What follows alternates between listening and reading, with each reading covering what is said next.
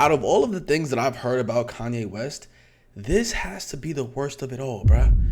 I just came across this woman who's a model and an actress inside of the industry exposing Kanye for some of the most egregious actions that I've ever heard about him.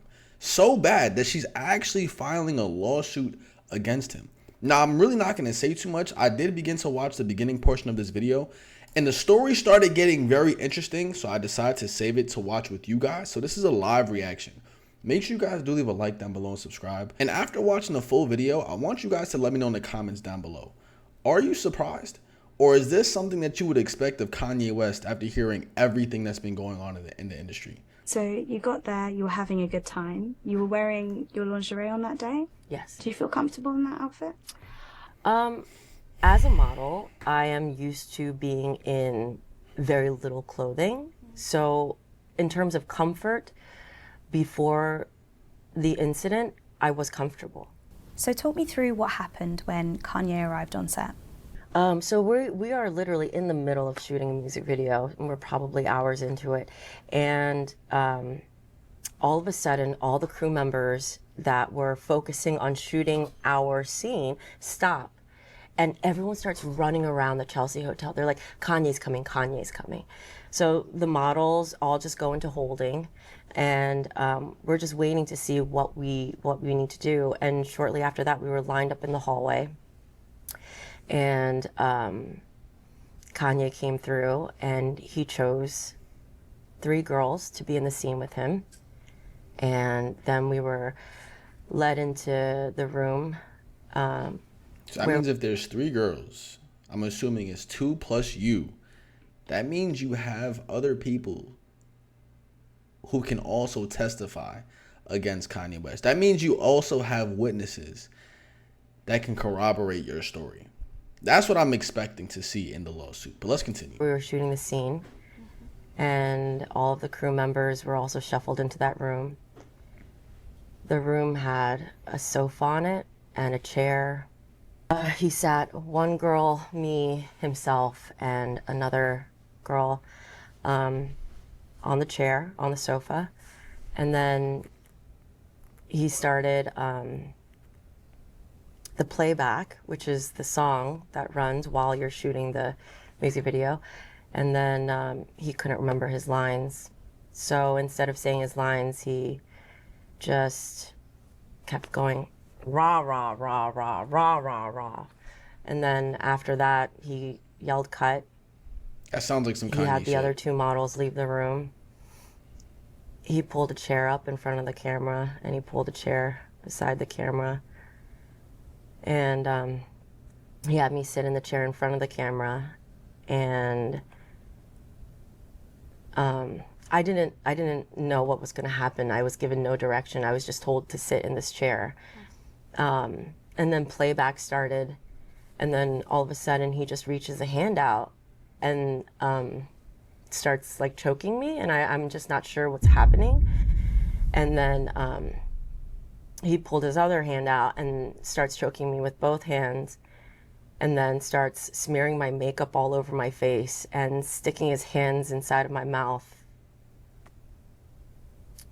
which I think, I mean, it simulated like it started where he went up to my face, and he was like smearing my makeup on my face. And Okay, do you need a minute? yeah, sorry. It's okay.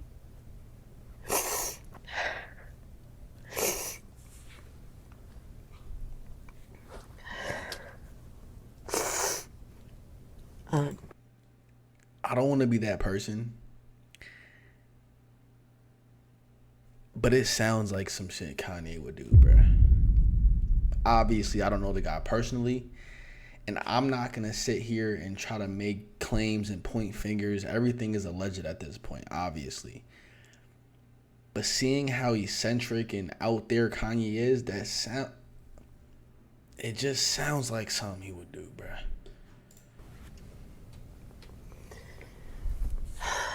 He was smearing the makeup on my face in a way that felt like he was trying to just, I don't know, smearing the makeup all over my face in a way that just felt wrong. He started sticking his fingers in my mouth, and I feel like he was like trying to touch as much as he could, and I was actively, my tongue was like hiding from him, and he just like found everything. You know what I'm saying? Like I couldn't. So he was pushing his fingers, you said, quite far into your mouth. Yeah, I mean, and everywhere he like, yeah. You say he had his hand around your throat. Could you breathe properly? Do you remember any discomfort like that? I do. I remember feeling like so suffocated, like unsure, like scared.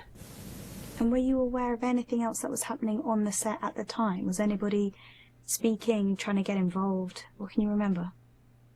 I remember everyone was so still and just like staring at me.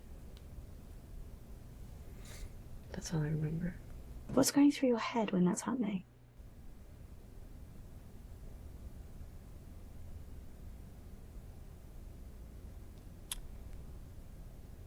I think it's crazy, a million bro. things.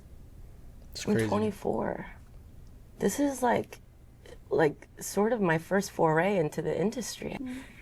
And in the moment, I'm like, well, I can't stop this. What do? I stop the whole production? What, little old me? They don't care about me. No one's stopping it. So just let it happen. What are you gonna do? You're gonna stop and he's gonna stop? Did you try and say anything? No. I just stared at him like, well, what are you doing? But why are you doing this? And then when I got no reaction from him, I just started looking around the room like someone. It was a room full of people. And I was looking around like hoping that someone would see me and be like, hey, like maybe we should stop. And was he making direct eye contact with you while he was doing this, or? I remember him looking at me like really intensely and like licking his lips a lot. That sounds like some Diddy shit. You know what I'm saying? That doesn't sound like some Kanye shit. That sounds like some Diddy shit. Every picture that I've seen of Kanye West, his lips are always ashy. Always. Pause. I'm not looking at the nigga's lips. You know what I'm saying? I'm just saying that every picture I see, the shits are ashy. This is getting intense, bro. My face was like so close to his. You know what I mean?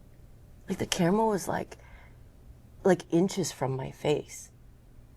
And his face was right next to it. What happens? How does this end? At some point he like reached like a point that I assume he was very happy with himself, and he like yelled something like, "This is art, I'm Picasso." And shortly after that, I think he was just like, okay, I got what I want.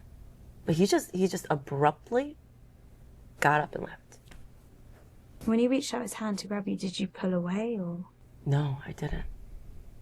Because I didn't know what I was doing, but I was like, oh, okay, no. I was more frozen.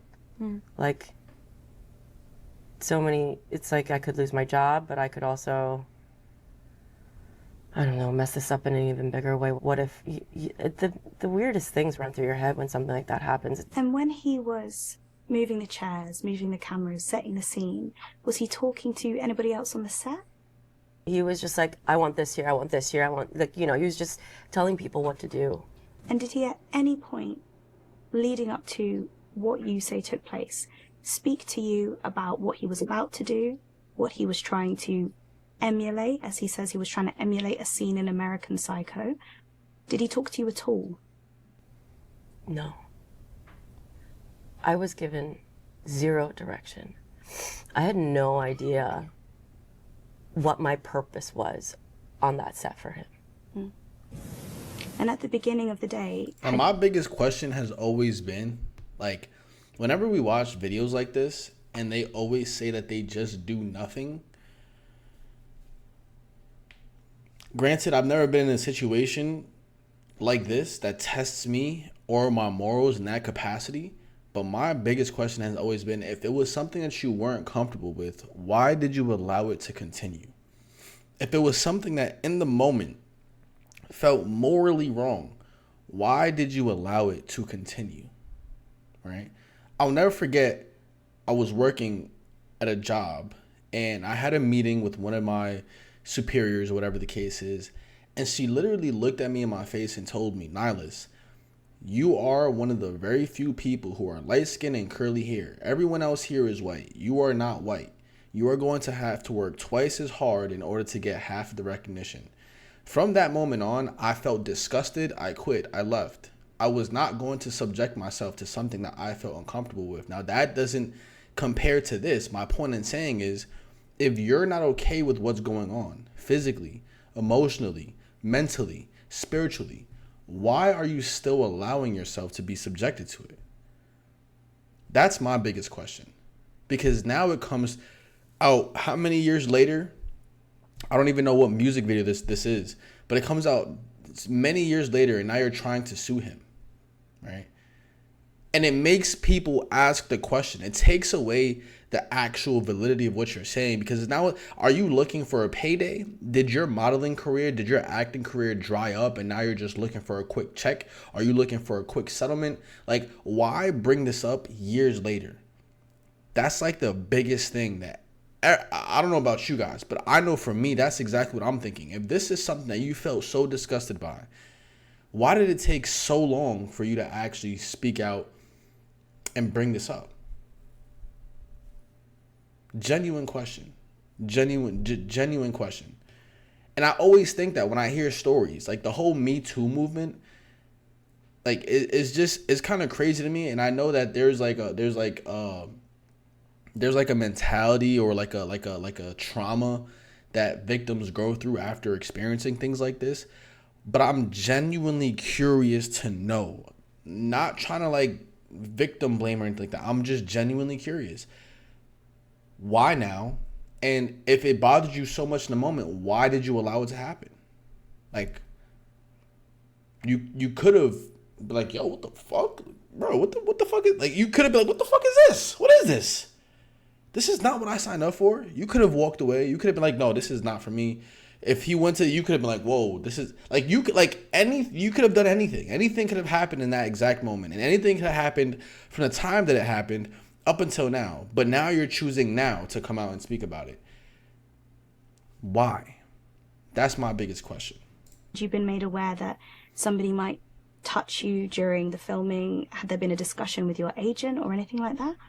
No, and back in 2010, there wasn't as much protection for. This is in 2010, 16 years ago. We're in 2026. This is 2010.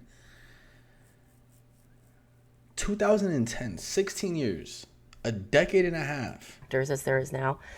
But I will say that even back then, in a casting notice, they would tell you before you audition for the project, nudity, simulated sex, sexual situations. Yeah, I mean, you get all that information beforehand. And that was not given to me. So no, I had no idea. So in that moment, how many people do you think were in the room? If I could look at what it was like for me to be in a classroom as a child, it was like that sort of, there was a lot of people in the room. And we asked Kanye if he spoke to you at all before what you say took place happened, and we haven't got a response, but we do know in some of the legal filings what his lawyers have written. They say that set was a collaborative atmosphere, where they were pushing the boundaries, the artistic boundaries, and that you were a consenting member of that scene. Is that how you remember it? I worked with the directors before Kanye showed up on set. Anything that was asked of me was asked of me. And it was offered to me before I was forced to do it. So do I agree that it was a collaborative set? Absolutely. Do I believe that it was collaborative once Kanye entered the set? No. I don't believe that any collaboration was happening whatsoever. There was no concern for my safety or my comfort or even my consent. So no, I did not consent to it. This is insane. This is... Now, like I said, knowing why I filed the lawsuit now, this is a great question. I'm sorry, yeah. But knowing who Kanye is, it sounds like sounds like something he would do in the name of art. Now, when I first heard the allegations, I thought it was going to be, not minimizing what she's saying, but I thought it was going to be something on some P. Diddy type ish, or on some Jay-Z, Beyonce type ish, or everyone else, or like Epstein type ish. But Kanye is the type of person to do what she's saying. Now, I'm not going to say he did it. Obviously, that's just a false claim. Everything's alleged that we're speaking about in this video. But I wouldn't put it past him. To answer the question that I asked in the beginning of the video, I wouldn't put it past Kanye to do something like this. But why file the lawsuit now? Now, when you read Kanye's lawyers' responses, they offer up a motive for why you filed this lawsuit. They say you're weaponizing the Gender Motivated Violence Act to silence Kanye because you don't like some of the controversial things he's tweeted and said in recent years. How do you respond to that? I think a lot of people don't like a lot of things that Kanye said. And that's not a reason for me to bring a lawsuit. I'm bringing a lawsuit because he did something to me that I want him to be held accountable for. But why now? I think those are two different things. So you say this took place in 2010, and you filed your lawsuit in 2024. 14 years later. What was going through your head in 2024 that you wanted to file a lawsuit 14 years after what you said happened? I didn't do anything immediately because I didn't think that anything could happen, right? That anyone would get my back, or that there would be any recourse for Kanye. But then after that, I did start looking for law firms. And I called law firms because after the Weinstein case, I was like, you know what? This is an opening. Things can happen. And part of that was you reaching out to LaRue. Do you have a relationship? Did you stay friends or anything? No, I don't have a relationship with LaRue really, other than this experience that we shared in a way. You decide to file this lawsuit and you're going to reach out to LaRue, who is a world-renowned artist, right? You don't have a relationship with her and there's no friendship there. What's going through your head when you send that message? I was literally praying. I was praying that she remembered it. I was praying that it was as big of a moment in her life as much as mine, and that she didn't forget about me, and that she cared, and that it affected her the same way that it affected me, because there was hardly any conversation afterwards. Yeah. Now, this interview was posted 1 day ago. Okay. I'm very curious to know where they are in the lawsuit process and how far she's gotten. I don't necessarily think that there's going to be any major ramifications for Kanye West. Maybe a couple $100,000 in fees or whatever the case is. But this is like genuinely, I don't think she answered the question, why now? Right? She says she looked at law firms in the past, but she never did anything. But why now? Like, why is it that you took that step to actually do something now? You get what I'm saying? Now, I'm going to end this video here. I'm genuinely curious to know what you guys think about this topic of conversation in the comments down below. And let me know what you think the reason is as to why now, right? Like, after all these years, 15 years later, and she decided to file.